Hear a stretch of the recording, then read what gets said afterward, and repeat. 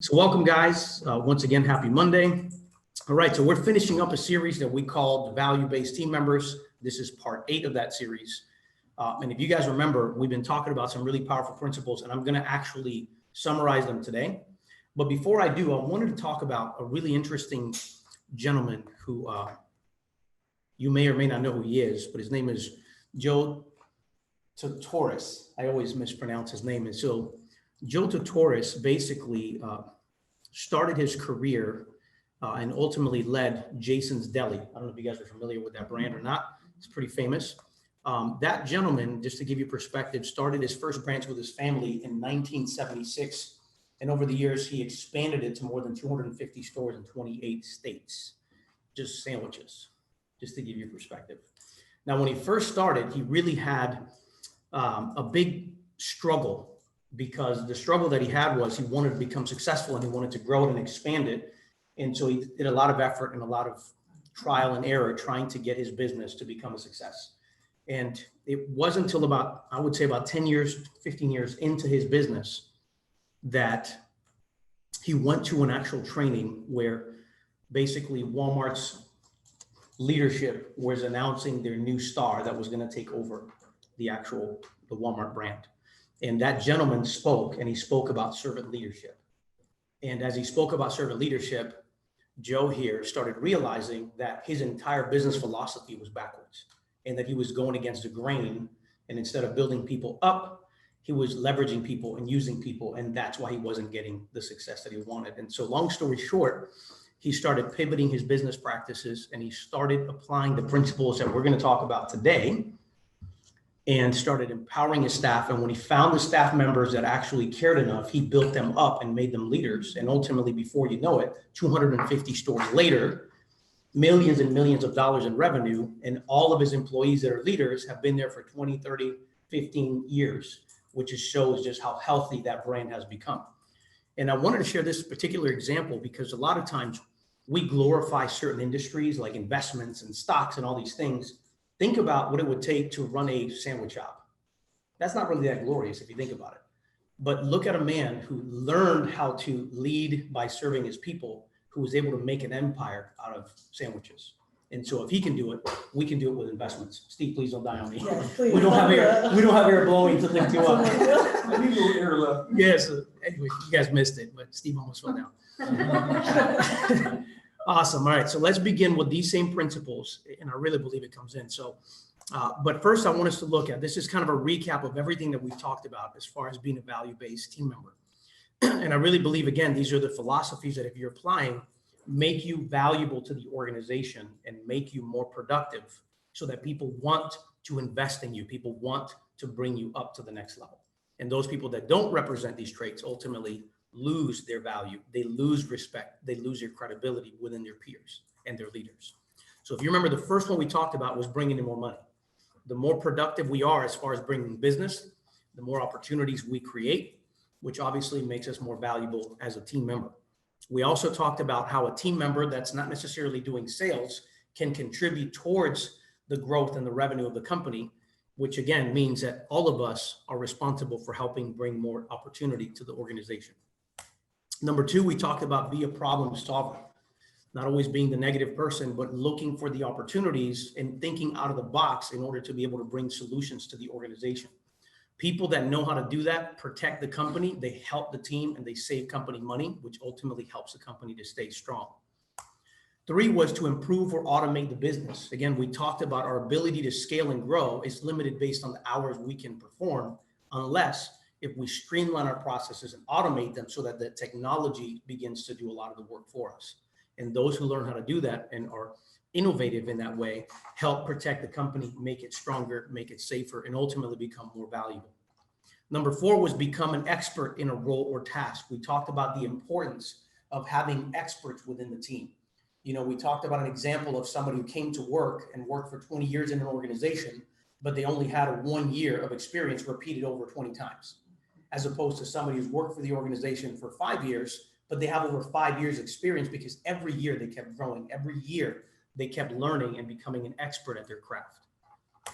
Number 5, We talked about being an inspirational team member, somebody that lifts people up, somebody that encourages those around them, somebody that's constantly the example that people want to be like.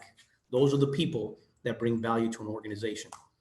In 6, we talked about amazing customer service and taking care of our clients, representing the brand properly, and making sure that even our staff are treated as customers, so that by doing so, we respect each other, we create a bond, and that's what gives us strength. Because remember, a team is strong because it's a team, not because it's an individual. And you will find in many organizations that are the most successful that it's not about one person, it's about everyone contributing to the cause. And those become the teams that are elite. They far exceed everybody else's performance because they're not by themselves. They leverage each other's strengths. And that comes by way of also working towards amazing customer service. And then last week, we talked about be a brand ambassador. We really unpacked what that means. And we unpacked the reality that you and I are the brand ambassadors first. We shouldn't have to go hire another guy like Dwayne Johnson to be our representative because he's popular. We should be the brand ambassadors ourselves and live in such a way that we actually emulate the vision of the company. And we also talked about how that could be the opposite. If we're the opposite of what the company is doing, then ultimately we're the ones that stick out and people begin to question whether the company has integrity or the vision for it. So with that said, let's go to the last and final component of being a value-based team member in the organization. And that is number 8, being able to reduce leadership stress and workload. Now, I want to start by saying this portion. A lot of people, when they talk about servant leadership or they talk about reducing your leadership stress and workload, immediately you think, well, I already see my boss. My boss is the influencer. He's my leader. And really, by me doing more work, he's just going to sit at home and watch TV while I sit here and slave over the actual office and run it. And that's a really bad misconception of what being able to reduce stress and helping your leadership grow. Because you see, the moment somebody completely transitions that mindset and says, hey, how can I improve my leadership and make them better and free them up so that they can do only what they are good at, then what ends up happening is that leader is freed up to create more opportunity that ultimately trickles down to the organization. But if the leader's stuck working on day-to-day activities and dealing with all the headaches because the team isn't efficient enough to be able to do it on their own, then what happens is the organization is literally stunted with their growth opportunities because the leadership cannot go out there and bring in those additional resources. And so again, this is why this is so important. And this happens by having good stewardship. Good stewards empower their leaders and grow themselves as a result. I'll say that again. Good stewards empower their leaders and grow themselves as a result. Because what you'll see in a minute here as we go through this is that what really happens when you're empowering your leadership is you are demonstrating to your leadership that you're somebody trustworthy, somebody that you have that is an asset to your team, which ultimately who gets promoted to the next level of leadership when the leader is actually able to grow. It's those individuals. It's not the person that just comes to work, not the person that's complaining. It's not the person that is crying for an increase in wage. The person that gets promoted and gets given more opportunity is the person who's showing they have good stewardship principles, that they can be trusted with more because that person has the servant heart to help grow that organization. Does that make sense? And that's why that's so important.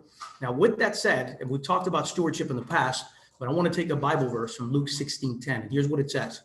Whoever can be trusted with very little can also be trusted with much. And whoever is dishonest with very little will also be dishonest with much. And you see, this principle is critical because everyone wants to grow, but very few people are willing to take the risk to start something from scratch and lose everything they have in case it doesn't work, right? So the very best thing that we have in an organization is to then build your way in the organization, prove yourself so you don't have to take all the risk. But the reality is when you show you're a good steward, then people want to trust you with more, which creates more value for you, which creates more income for you. Does that make sense? So it's all tied to being able to serve one another. And it goes back to servant leadership. So I'm going to give you 5.5 traits of a true value-based team member that literally opens up this particular segment that we just talked about. The first one is perseverance. And I'll just read basically this information to you that I studied. It's persistence in doing something despite difficulty or delay in achieving success. Leaders respect team members who show this trait and trust them. So the question that I have for you is, are you demonstrating perseverance to your team? You see, especially over the years of doing business, I think for those that have been here for a while, you know, everyone has goals and everyone has these incredible ideas of what you want to accomplish, right? But the reality is, from your vision of what you want to accomplish to actually the realization of your accomplishment are literally valleys of difficulty, valleys of delay, things that happen that set us back and problems that come through. If you quit every single time and you have an excuse instead of persevering through it, what ends up happening is you keep going around that same mountain over and over again. And before you know it, 5-6 years go by and you've been walking around the same mountain, not accomplishing anything. And so what I want to challenge you to do is to ask yourself, are you demonstrating perseverance of pressing through, not getting stuck in that issue, but actually pressing forward and persevering until you reach the goal? That is a trait that a leader can trust and wants to bring that person up, because they know that that person, no matter how hard times may get, you can trust to persevere through the challenges with you instead of having to go back to find them because they got lost in the woods going in circles. Does that make sense? So that's why this trait is so important. And when a leader sees that trait in someone, it gives them a peace of mind, knowing I'm not alone. I can focus on this, knowing that I've got people that have my back that are going to press forward no matter how hard things get. And that's a really important component. The next one is character. I do believe that character is forged. It isn't just born. You can literally earn it and grow it and develop it. So I challenge everyone. But here's basically what that means. Being a person with good character means you act with honesty, respect, responsibility, caring, and you do it even when no one else is watching. Are you a person of character? That's a question that I have for each and every one of you. Don't tell me you have character. Show me you have character, right? And what's important about character is when you see somebody's character, that they are honest, that they're people that actually respect others, that they're people that are responsible and they care about what they do. That is something that you can't buy. That is something that can be grown and it can be developed, but you can't just buy character. And that's why it is so important to surround yourself with people that have character, because that holds you accountable in the moments that you want to falter, because we're all human. There's times, given the right circumstances that I talked about before, given the right set of circumstances, the right problems, even the best person is bound to make a mistake and fall short. But when you start surrounding yourself with people with character, that accountability keeps you strong so that you don't falter. And we talked about, even in Sudan, as a perfect example of these families that were working so hard to buy this land so they can grow this corn to feed the families. But because of COVID, what do? They actually froze any support to these poor families that are starving. And now they're worried about COVID spreading in their community. They have no hope. So guess what starts happening? Even the moms and the dads start going through there, raiding all the corn that we had from the harvest. And they're like threatening to kill people that are trying to stop them, because their concern is, I want to take care of my family. My kid needs to eat. So in any desperation, we can do bad things. But if you're surrounded with the right people with character, what ends up happening is you rise above that need. You try to find other solutions that are based on the right way of doing things, not cutting corners or cheating or doing something negative. And so when a leader sees this trait, that respect is there, and it gives you the ability to work with trust in that person. Number 3, good work ethic. Now, I want to be very clear. Good work ethic does not mean somebody that works more than 100 hours a week. So I want to be very clear about that. Just because we work a lot does not mean that we have a good work ethic, okay? I've seen people that work more and less hours than some people do in 2 weeks, in just a couple of days, right? So it's all about being productive, which we'll talk about. But people with a good work ethic have the ability to stay focused on task for as long as necessary to do what? To get the job done. They are known for finishing their job. Now, why is this important? This is important because having a good work ethic reflects that you're not a starter, you're a finisher. And when you want to complete something in a business, who are you going to trust? The guy that always has 25 ideas, or the guy that's executing and achieving those objectives that are given to them? Obviously, the person that is productive, who has the right work ethic. So what I want to challenge you today to think about is, are you just a starter, or do you actually finish what you start? Are you an example of somebody who really gets the job done? Can your team truly count on you to execute and be focused and consistent? Or are you the person that starts, fades away, and people even forget you even existed within the team because you didn't bring enough value? Because I tell you, that person will never be lifted up in a higher level. However, if you show good work ethic, married with character, right, and bonded with perseverance, you are literally an elite person with true value and a value that people will recognize and they want to work with you. Number 4, humility. I want to read this to you because this is a perfect example of humility. I love it. It says, humble means modest without an excess of pride. A person who brags about being humble may have too much pride in being humble to actually be humble. So how many times have we seen that? I'll never forget. I went to a seminar almost 13 years ago, and I was sharing the stage with this guy, really cool guy, but needless to say, he was a really short guy, shorter than me. So that says a lot. And he would sit in this big high chair, which was always funny because little legs were dangling. And good speaker, but I'll never forget, he said, and I've learned humility. And the moment he said that, I'm thinking, man, you haven't even started yet. But again, how many times do we see people that are almost self-righteous in their humility, which means that they actually have more issues than you can even imagine, right? And so if you want to grow and you want to be successful, you want to be elevated, that means you have to be humble, which goes with this. If you have pride, it means that you have rooted insecurities that need to be dealt with. I personally can tell you that a lot of times when my pride rises up and I feel like I'm better than this, what it really means is that subconsciously deep in my heart, I have a rooted insecurity about something and I'm overcompensating with my pride, right? And so if you're a proud person, you shouldn't be proud of that, right? The reality is you should actually deal with the insecurities. And so next time you see somebody who's showing pride, realize that what they're actually showing you is that they're insecure.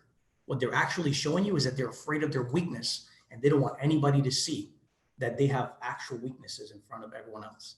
So what do? They bow up, right? But when you bow up, you literally said, I have pride in me. So if you have that issue, which we all kind of do, then start diving in and finding out what is the root cause? What am I truly insecure about? What is causing me to be afraid that I'm going to lose control? Does that make sense? Because if you don't deal with that, what ends up happening is you self-destruct. You lose yourself, you lose your value when you really brought everything to the table. So again, I want to challenge us. If you want to grow to that next level, humility is the key to do that. And so what I tell people is, are you good? Are you too good to serve actually in the team? Now let's go to number 5, being trustworthy. Trustworthy is able to be relied on as honest or truthful. Leaders can count on an honest and truthful person. For this reason, trustworthy people end up being entrusted with much. Can your team really trust you? Now, what am I saying by that? What I'm saying is that when you start serving your leadership and you're showing and demonstrating your perseverance, you're showing your character by your actions when somebody's in the office or not. You have a good work ethic that says, I'm completing what I said I'm starting. You keep humble and you show that you're trustworthy. You're somebody that actually is truthful and somebody that actually is honest about what you do. Those are the key pieces that tell a leader that I need to promote this person to the next level because I can trust this person into my inner circle.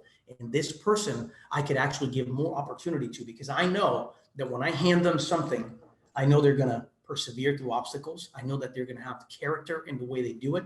Everything will be done with integrity. I know they're going to get it done and complete it because they have the right work ethic. And I know that at the same time, it's not going to go to their head and they're not going to screw it up. Why? Because they're humble, because they're appreciative of the opportunity and it's not beneath them. Okay. And ultimately, it's someone who has earned the trustworthiness of working with you. And so those are the key pieces, guys, that I really want to challenge each and every one of you to ask yourself, do I have any of these traits? Now, here's the good news. If you feel like you lack in any one of these things, what's awesome about this, it's like working out. You could actually work out and develop these characters. And so if you find one of these 5 that you're missing, or 2 of the 5 or 3, don't be discouraged and say, well, I guess I'm just not meant to be here. Ask yourself, what can I do to start developing my character? What can I do to develop a good work ethic? Let me stop making excuses. Let me work with somebody and have them hold me accountable till this becomes a lifestyle that when I finish what I start. Let me not get lost in creating reasons or creating smoke so that it looks like I'm getting the job done. Let me actually get the job done and let the people see the results of it, right? That is something that you can develop. Same with humility. And so all of this can be added onto you. And if you do, it'll make you a better person and it'll make you a better leader, and people will want to work with you. And I'll leave it with this half. This is the half trait right here. When you finally get entrusted and you become a leader, right? And when you finally are growing and people respect you and they want to work with you, you're at the very top of the mountain of your leadership, right? Don't abuse your power. So let me give you this definition in legal term. A misuse of power by someone in a position of authority who can use the leverage they have to oppress persons in an inferior position or to induce them to commit a wrongful act.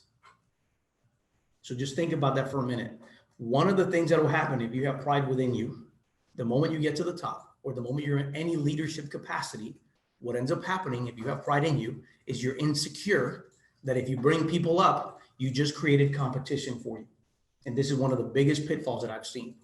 And what ends up happening is you start using your influence and you leverage against people that are beneath you because you want to keep them down. And the truth is that insecurity is what I call an insecurity of poverty. Poverty mentality says, if I raise people up, they'll go past me, right? And then I will remain with less opportunity and I gave my money to someone else. That is a poverty mentality. But a real leader that understands these principles here actually develops people and brings them up, because the higher you bring people up, the higher you go. So as a leader, understand that you have to lift people up. Don't get to the place where you're finally a leader and you allow your insecurities after all that work and effort to kill the credibility you've worked on and you've established for all this time. Don't. Earn it, build it, and once you're there, don't screw it up. It's a slippery slope. And let me tell you, when you fall out of that, what ends up happening is then all the people that you were afraid of ultimately come up and go past you. And so you don't want to do that. So again, if you're entrusted with something new, earn it, grow it. But when you get there, don't abuse your power, because that is the fastest way to lose that authority you work so hard for. Okay. So that's something in life in general that I'll encourage you guys to consider as you grow. All right. So we'll leave it with a quote, as I usually do. The servant leader is servant first. It begins with the natural feeling that one wants to serve first. Then conscious choice brings one to aspire to lead. That person is sharply different from the one who is leader first. So think about that for just a moment, guys. So let's commit to one another as we finish this series, guys. Let's apply these principles that we've been going through to become a more valuable individual in life and in business. And let's commit to serve one another. And in so doing, we lead each other to the next level, because the doors of opportunity are right here, right now. They're here, they're available. We have never had so many opportunities now that we have this fund and everything else in place. So this is the opportunity for each and every one of you to rise up, apply these principles, and elevate yourself to the next level. And so with that said, thank you guys so much. Any comments or questions? We'll open it up for a discussion now.